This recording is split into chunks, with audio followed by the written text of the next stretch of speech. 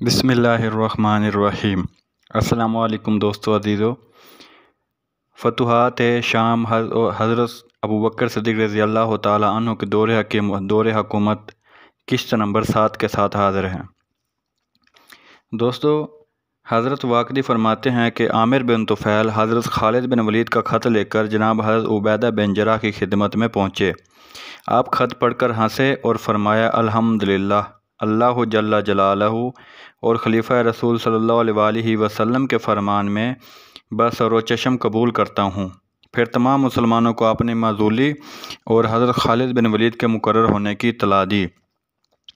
انہی ایام میں آپ شرحبیل بن حسنہ کاتب رسول صلی اللہ علیہ وآلہ وسلم کے سرکردگی میں 4000 سوار دے کر ان کو بصرہ کی طرف روانہ کر چکے تھے، جنہوں نے وہاں پہنچ کر خیمے بھی نصب کر لیے تھے۔ بصرہ کا حاکم اس وقت روماس نامی ایک شخص تھا، جو خود بادشاہ اور رومیوں کے نزدیک ایک نہایت بلند مرتبہ آدمی سمجھا جاتا تھا۔ یہ ایک حاکم، کتب، سابقہ اور حالات مافیہ کا عالم اور نہایت ڈیل ڈول کا شخص تھا۔ شام کے دور دراز شہروں سے رومی اس کے جثہ کو دیکھنے اور حکمت اور نصائح کے کلام سننے کی غرض سے اس کے پاس آیا کرتے تھے۔ بصرہ کی آبادی اس وقت 12,000 آدمیوں پر مشتمل تھی اور خوب آباد تھا۔ اہل عرب حجاز اور یمن سے یہاں تجارت کے لیے آیا کرتے تھے۔ ایک خاص وقت اور موسم میں روماس کے لیے لوہے کی ایک کرسی بچھائی جایا کرتی تھی، جس پر یہ بیٹھ جاتا اور لوگ اس کے جسم کو دیکھتے اور اس کے علم سے مستفید ہوا کرتے تھے۔ جس وقت حضرت شرحبیل بن حسنہ نے بصرہ پر فوج کشی کی تو یہی موسم تھا اور لوگ کثرت سے اس کے پاس موجود تھے۔ حضرت شرحبیل بن حسنہ کی فوج کی آمد سے بصرہ میں ایک شور و غل اٹھ کھڑا ہوا۔ یہ جلدی سے گھوڑے پر سوار ہوا، قوم کو زور سے آواز دی۔ سب نے متفق ہو کر اس کی آواز کا جواب دیا۔ اس نے کہا، باتیں کرنا چھوڑو تاکہ میں مسلمانوں کی فوج دیکھ آؤں اور ان کی باتیں سنوں اور ان کا مطلب معلوم کروں۔ یہ کہہ کر حضرت شرحبیل بن حسنہ کے لشکر کے پاس آ کر آواز دی، اے قوم عرب، میں بصرہ کا حاکم روماس ہوں اور تمہارے سردار سے ملنا چاہتا ہوں۔ جس وقت حضرت شرحبیل بن حسنہ تشریف لائے تو ان سے کہا، آپ کون لوگ ہیں؟ آپ نے فرمایا کہ ہم جناب محمد صلی اللہ علیہ وآلہ وسلم، جو نبی امی، تورات و انجیل کی پیشین گوئی کے موافق مبعوث ہوئے ہیں، ان کے صحابی ہیں۔ اس نے کہا کہ انہوں نے کیا کام کیا؟ آپ نے فرمایا، باری تعالیٰ جل جلالہ نے ان کی روح قبض کر کے ان کے واسطے وہ جگہ تفویض کر دی جو اللہ تبارک تعالیٰ کے نزدیک ایک بہترین جگہ تھی۔ اس نے کہا، ان کی جگہ پر کون شخص مقرر ہوا؟ آپ نے فرمایا، حضور صلی اللہ علیہ وآلہ وسلم کے بعد عبداللہ عتیق بن ابی قحافہ حضرت ابوبکر رضی اللہ تعالیٰ عنہ جانشین ہوئے ہیں۔ روماس نے کہا، مجھے اپنے دین کی قسم، میں خوب جانتا ہوں کہ تم حق پر ہو اور یقیناً تم شام اور تمام عراق پر قابض ہو جاؤ گے۔ ہم تم سے یہ مہربانی کا برتاؤ کرتے ہیں اور کہتے ہیں کہ تم کم آدمی ہو اور ہماری جمعیت بہت زیادہ ہے۔ بہتر ہے کہ تم اپنے ملک کی طرف لوٹ جاؤ، ہم تم سے کسی طرح کا تغریض نہیں کریں گے۔ عربی بھائی ابوبکر میرے دوست اور رفیق ہیں، اگر وہ موجود ہوتے تو مجھ سے کبھی نہ لڑتے۔ آپ نے فرمایا، دین کے متعلق اگر خود ان کے بیٹے اور بھتیجے بھی ہوں تو وہ ان کی بھی کبھی رعایت نہیں کر سکتے تاوقتا کہ وہ مسلمان نہ ہو جائیں، کیونکہ ان کو کسی طرح کا ذاتی اختیار نہیں ہے۔ وہ خود مکلف ہیں اور ہمیں باری تعالیٰ جل جلالہ نے تم سے جہاد کا حکم فرمایا ہے۔ 3 امور میں سے جب تک ایک بات فیصل نہ ہو جائے اس وقت تک ہم کبھی نہیں جا سکتے۔ اول یہ کہ اسلام میں داخل ہو جاؤ ورنہ جزیہ دو، ان میں سے ایک بات بھی منظور نہ ہوئی تو پھر لڑائی کے لیے تیار ہو جاؤ۔ روماس نے جواب دیا، مجھے اپنے دین اور ایمان کی قسم، اگر میرے قبضہ میں ہوتا تو میں تم سے کبھی نہ لڑتا، کیونکہ مجھے معلوم ہے تم حق پر ہو، مگر یہ رومی قوم ہے اور اکٹھی ہو گئی ہے۔ میرا ارادہ ہے کہ میں ان کے پاس لوٹ کر انہیں سمجھاؤں اور ان کا اندیہ معلوم کروں۔ حضرت شرحبیل نے فرمایا، بہت اچھا، ذرا جلدی کیجیے، کیونکہ ہم آپ سے جو ایک دفعہ کہہ چکے ہیں، یعنی جنگ یا جزیہ یا اسلام، وہ ہم کر کے ہٹیں گے۔ روماس اپنی قوم کے پاس گیا اور ان کو جمع کر کے کہا کہ اے حاملین دین نصارہ اور اے بنی محمودیہ، تمہیں یاد رکھنا چاہیے کہ تمہارے ممالک میں اہل عرب کا آنا، تمہارے اموال کو لوٹنا، تمہارے سرداروں اور بہادروں کو قتل کرنا، جو خود تمہاری کتابوں میں تحریر ہے، اس کا وقت یہی ہے، اور وہ زمانہ اب قریب آ گیا ہے۔ تمہارے پاس نہ روبیس کے برابر لشکر اور نہ تم خود روبیس جیسے بہادر ہو۔ فلسطین کے میدان میں عرب کے ایک چھوٹے سے دستہ نے اسے قتل کر دیا، اس کے بہادروں کو مار ڈالا اور باقیوں کو ہزیمت دے کر بھگا دیا۔ مجھے خبر ملی ہے کہ ایک شخص جس کا نام خالد بن ولید ہے، ہم پر عراق کی طرف سے چڑھا چلا آ رہا ہے۔ ارکا، سخنہ، تدمر اور حوران اس نے فتح کر لیے ہیں اور وہ بہت جلد یہاں پہنچ جاوے گا۔ میرے نزدیک یہی بہتر و مناسب ہے کہ ہم اس عرب قوم کو جزیہ دے کر اپنے آپ کو ان کی حفاظت میں دے دیں اور اس طرح اس بلا کو اپنے سر سے ٹال دیں۔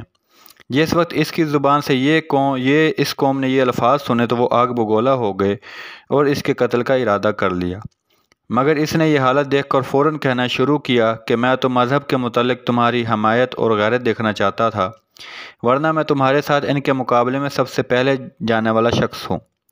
واقدی فرماتے ہیں کہ رومی یہ سن کر جنگ کے لیے آمادہ ہو گئے، اپنا لشکر کا شمار کیا، صابری زرہیں پہنی اور حملے کا ارادہ کیا۔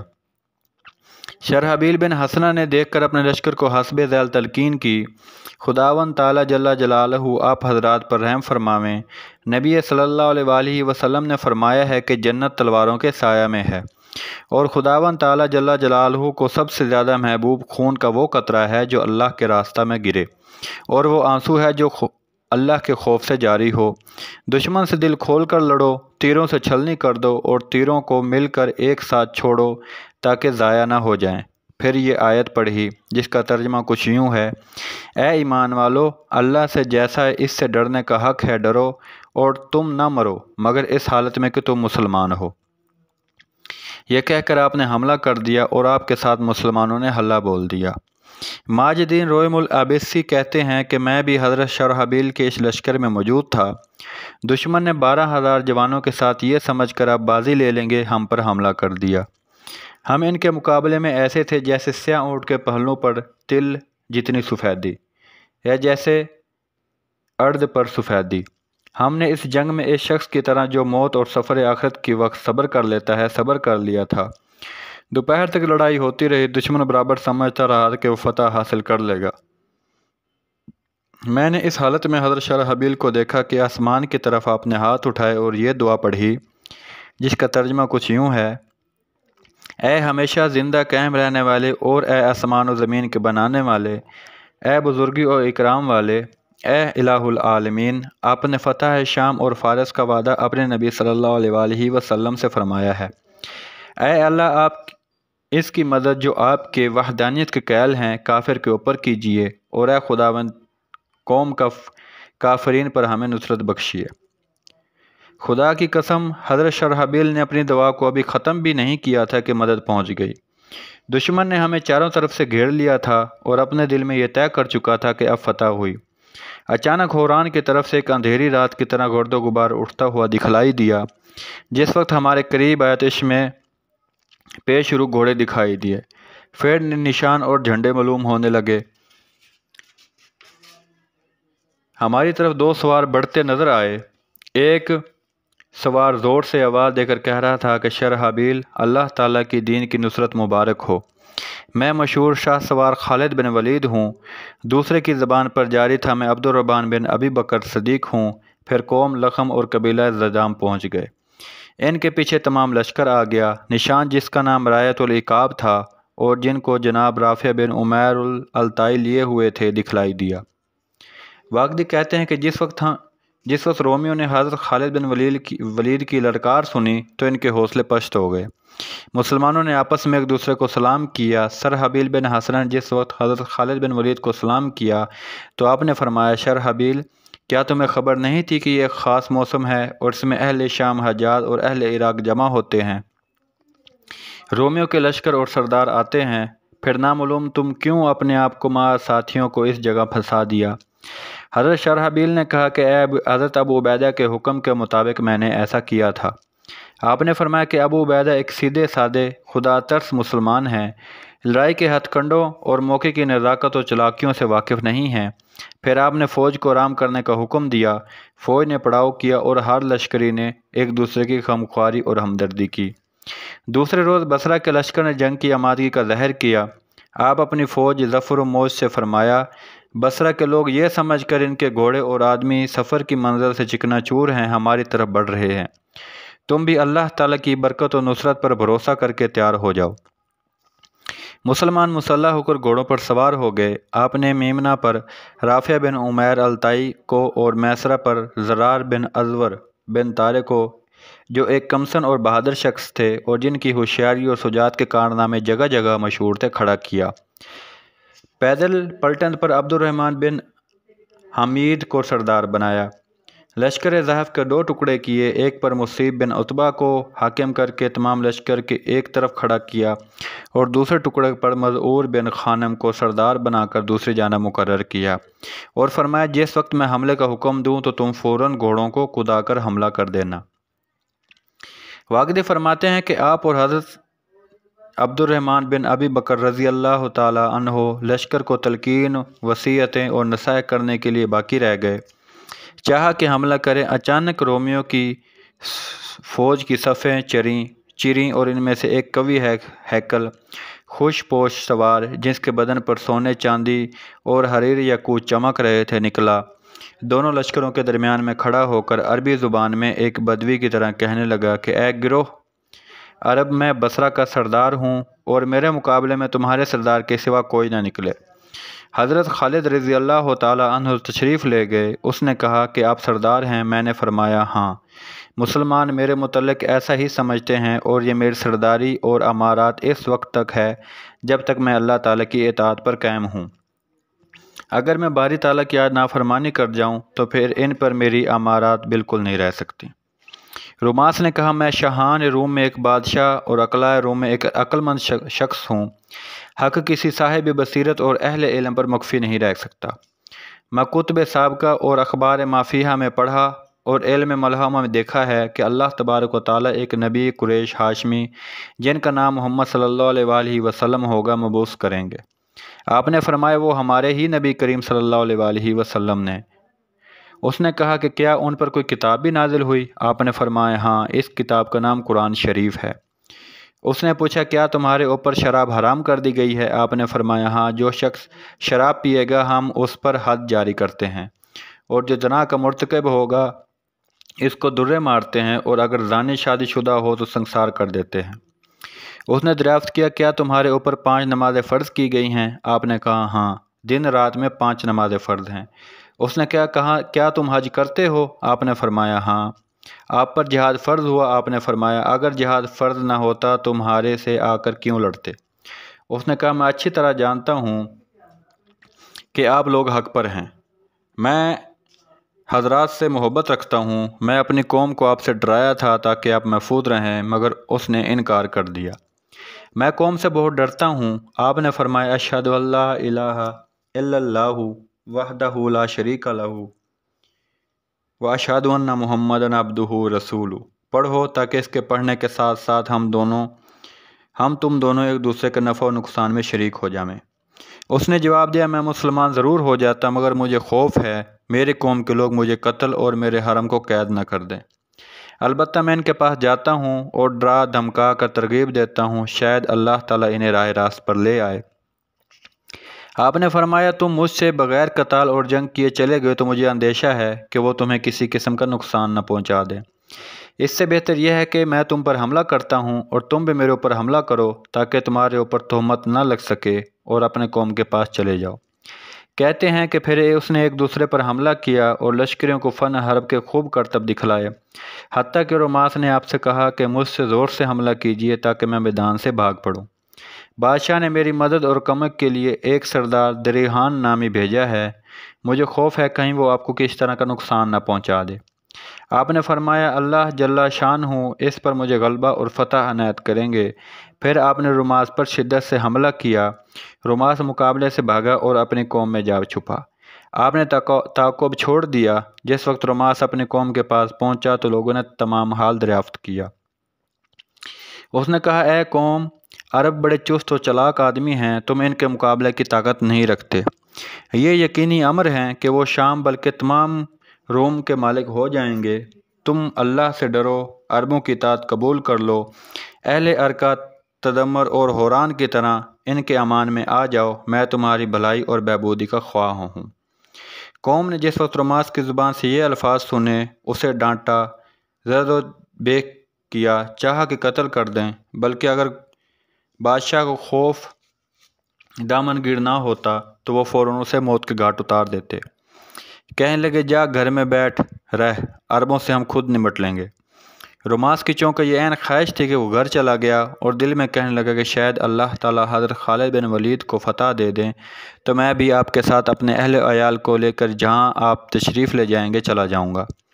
اہل بصرہ نے رماس کے چلے جانے کے بعد دریحان کو اپنا حاکم مقرر کیا اور کہا، جس وقت ہم مسلمانوں سے لڑائی سے فارغ ہو جائیں گے تو تمہارے ساتھ بادشاہ کی خدمت میں چل کر رماس کی معزولی اور تمہاری تقرری کے متعلق عرض کریں گے، کیونکہ تم رماس کی نسبت زیادہ بہادر اور عقل مند ہو۔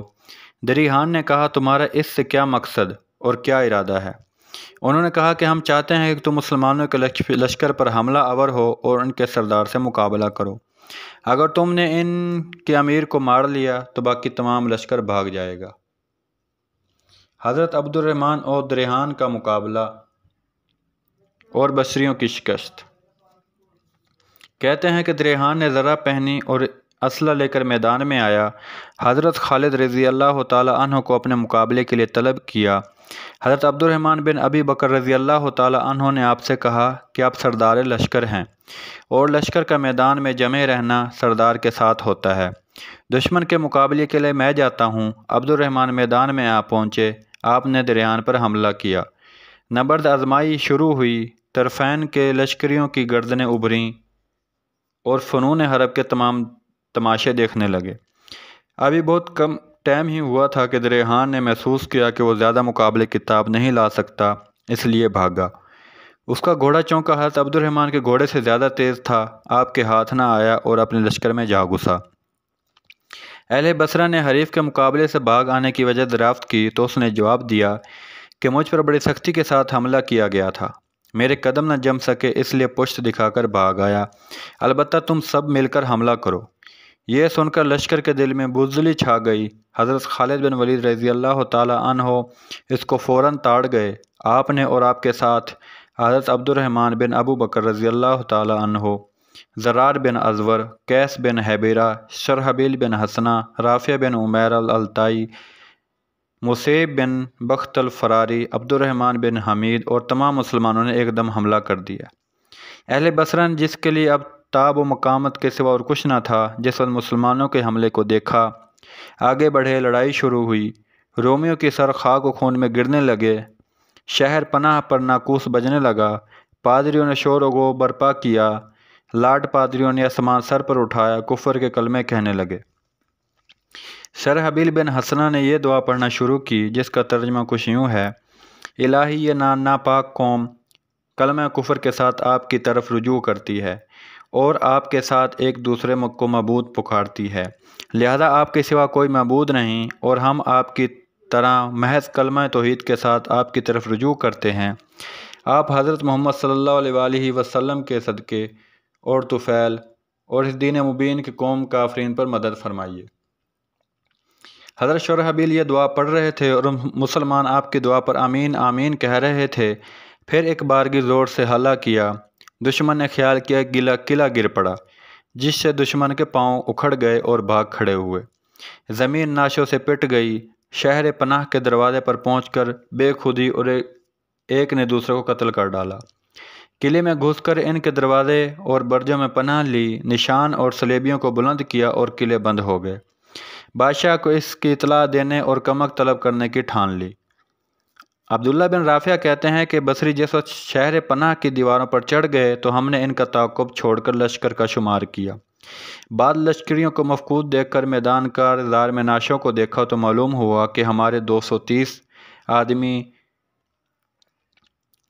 شہید ہوئے۔ نیز و روسا میں بدرج بن حملہ بن ثقیف کے حلیف تھے، لشکر نے مال غنیمت حاصل کیا اور حضرت خالد رضی اللہ تعالیٰ عنہ نے شہداء پر نماز جنازہ پڑھائی اور ان کو دفن کرنے کا حکم جاری کیا۔ دوستو، یہ تھی حضرت خالد بن ولید رضی اللہ تعالیٰ عنہ کی جنگ۔ ابھی یہ جاری ہے، اس قسط کا اینڈ کرتے ہیں۔ انشاءاللہ 8ویں قسط کے ساتھ پھر حاضر ہوں گے۔ تب تک کے لیے شکریہ۔ دوستو، ویڈیو اچھی لگے تو پلیز شیئر ضرور کیجیے گا۔ یہ اچھی باتیں ہیں اور ہمارے نبی اور صحابہ کرام رضوان اللہ تعالیٰ علیہم اجمعین کی بہادری کے قصے ہیں، سو انہیں ضرور شیئر کیجیے گا۔ شکریہ۔